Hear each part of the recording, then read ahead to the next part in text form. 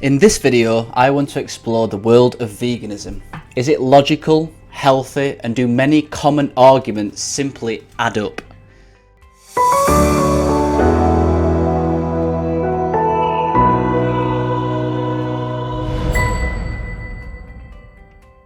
Hello, my name is Rowlands and I'm a nutritional balancing and development practitioner and teacher.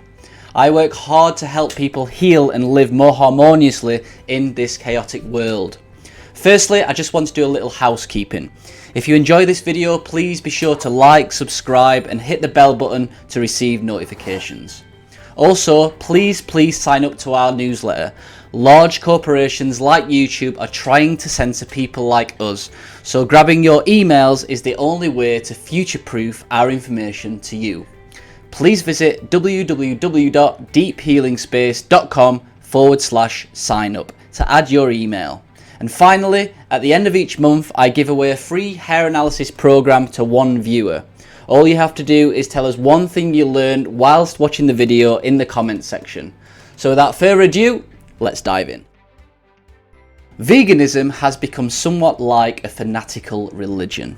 I have never met another group of people who go so far out of their way to chastise other individuals who do not adhere to their misleading, false narratives and beliefs.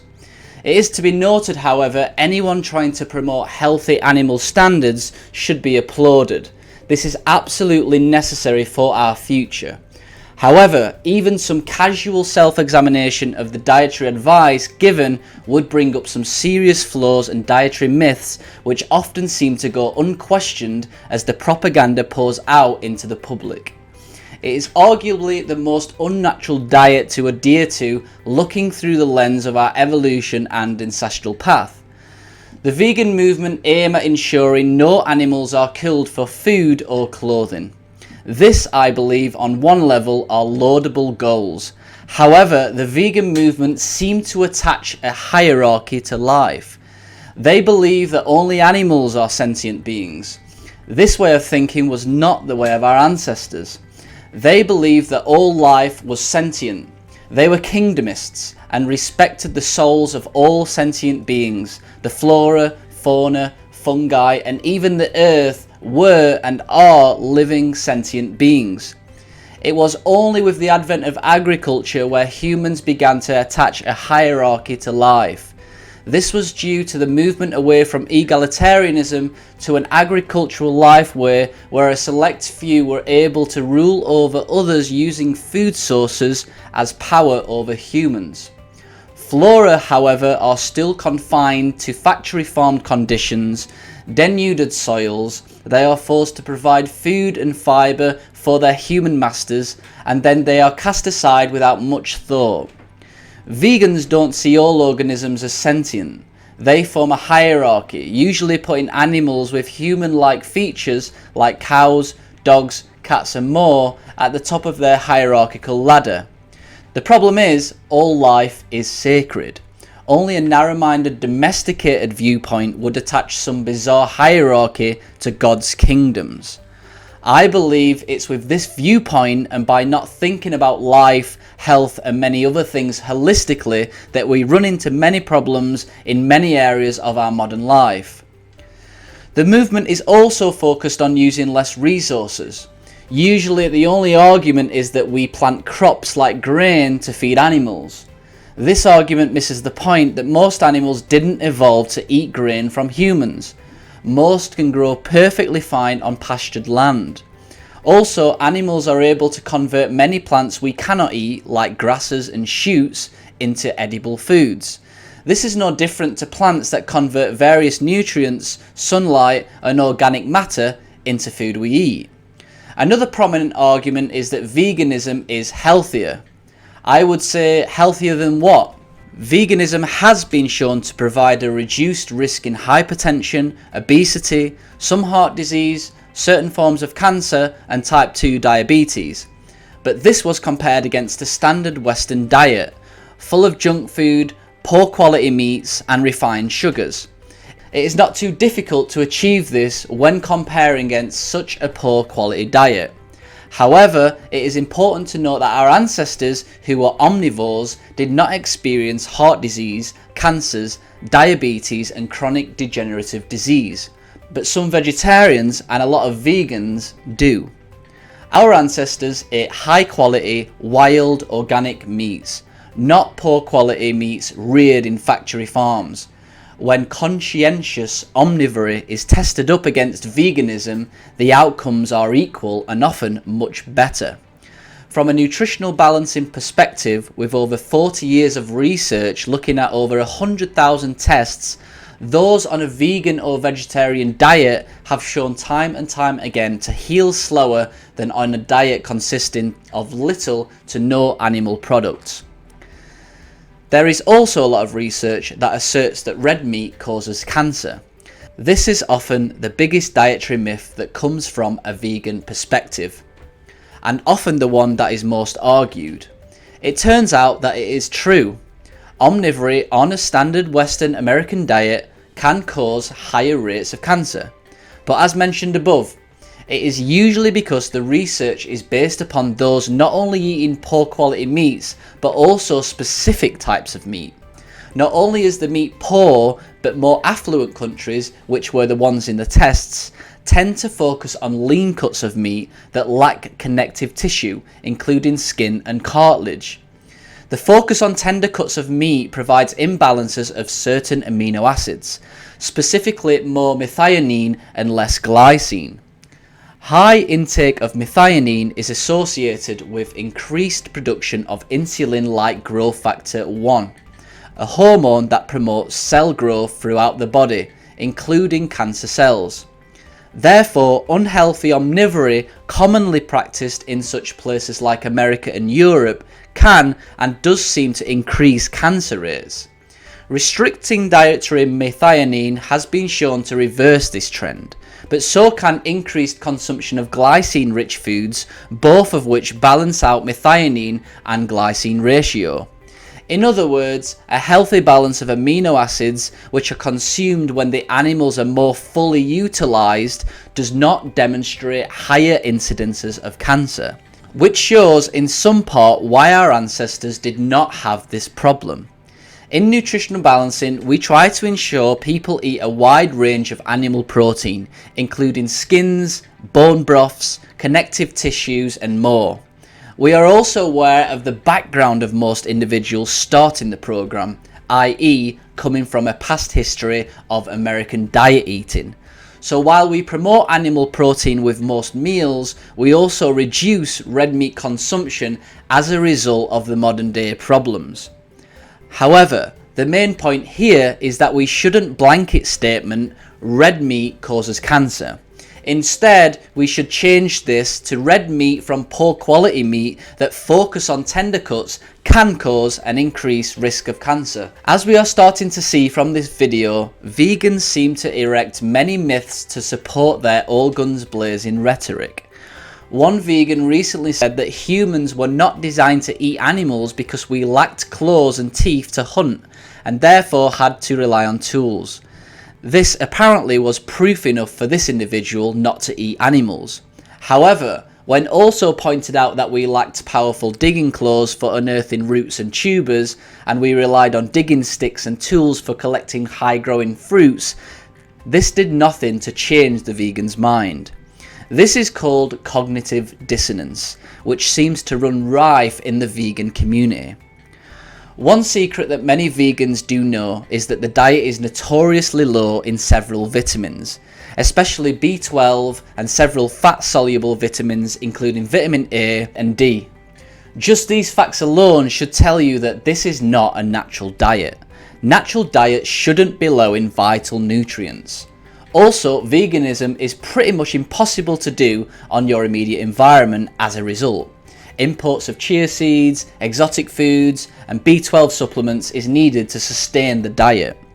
I would say if veganism is so incredibly difficult to maintain and balance, how can people assert that it's fit and natural for human consumption? A study performed in 2000 by Lauman and colleagues showed that marginal cobalamin status has measurable effects of fluid intelligence, spatial ability, and short-term memory. In other words, a vegan and vegetarian diet has measurable effects on brain development. Not surprisingly, as many parents have been convicted in a court of law to have caused death to children by means of a vegan diet. One prominent case in Belgium involved parents who also owned a health food store. In the study, they examined that formerly vegan children scored lower in exams of various cognitive traits than omnivorous children. Not exactly the head start I would like for my children. This study is also corroborated by other studies, including one where Kenyan children consumed primarily a vegetarian diet were provided various degrees of animal food supplementation. Those who received the most animal foods showing the greatest gains in cognitive function, but also the greatest gains in muscle mass, social interaction skills, and leadership. DHA is a very important omega-3 fatty acid, found mainly in animal foods. Large amounts of DHA are found in ocean fish like sardines. This lipid is required for healthy brain and eye development. The body is able to convert plant form versions of this omega-3 fatty acid into DHA. However, only through a variety of complex steps.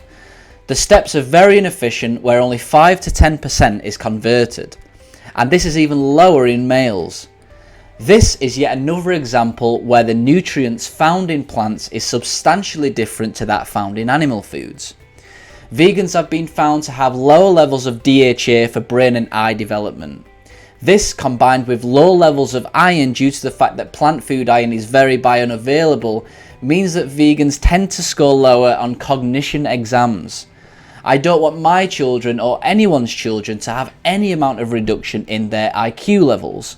Even a few points in IQ reduction reduces the child's ability to reach their full potential. Finally, it is clear that veganism is a human experiment.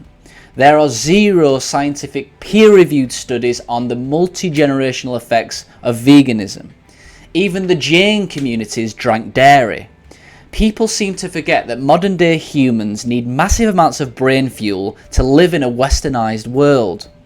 I hope that some of the points in this video highlight that a vegan diet is not only unnatural, but it just does not sustain the amounts of nutrients and vitamins needed for a vibrant, healthy human. The vegetarian monasteries of India do not run around all day like the Western human.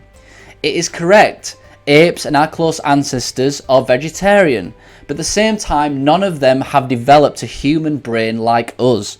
I have yet to meet an ape who writes novels and does the school run twice a day.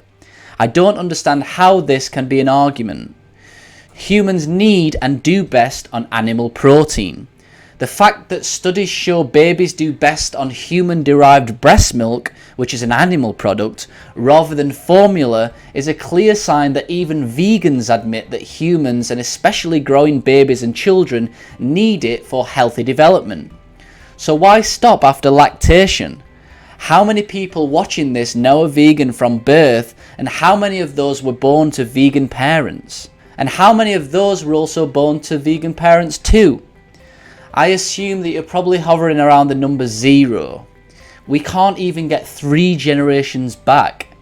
Isn't this enough to show that this is an experiment? With this in mind, do you wish to commit your children to a modern day human experiment? As adults with the ability to apply this to his or her life, I say do as you wish. You're old enough to make your own decisions. But please don't limit your children's ability to properly develop and thrive on a diet that has 0 history and is based on a set series of easily dismissible myths. I understand that this video is unlikely to sway the members of the vegan religion.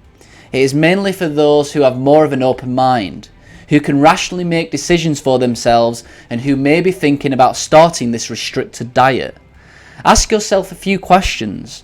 Is veganism really cruelty-free? Are you aware of the broken fingers of the poor women cracking your cashew nuts? Or the broken families in South America who now have no water because of the avocado plantations? Are you aware that the plants you eat have been fertilized by an animal byproduct, manure, which will be pretty much wiped out after the vegan animal extinction? Or the bees shipped in the millions like slaves to pollinate the crops? How about the millions of small rodents killed in growing crops, or the destruction of entire ecosystems, or the culling of large mammals around the field? Do you know all sentient organisms have souls? And are you happy with the idea of literally making livestock and cattle extinct due to the fact they are now domesticated and no longer able to survive in the wild? I'd say have second thoughts about lowering the IQ of your children, about the ecological sanctity for the future. Think holistically and do not isolate problems. Life and the world and the universe at large is finely interwoven. Stopping animal cruelty is important, but don't stop there. Stop all cruelty, including human cruelty, needed to sustain a vegan diet. Animal foods are important and are finely woven into the matrix of life. Instead, promote healthy animal husbandry. Eat organically from heirloom foods. Try to shop local and visit your local farms. The world and life is a whole organism that works symbiotically with other organisms. Stopping eating animal foods will not fix any problem other than reducing animal welfare cruelty, which we all should be fighting to stop. I hope this video has opened your eyes into vegan thinking and the movement of veganism. Please, if you enjoyed this video or want to begin a full nutritional balancing program, please email me at lewis@deephealingspace.com. Don't forget to like and subscribe to the channel, and if you have learned one thing from this video, please write it in the comments for a free hair analysis test at the end of the month. Thank you for watching.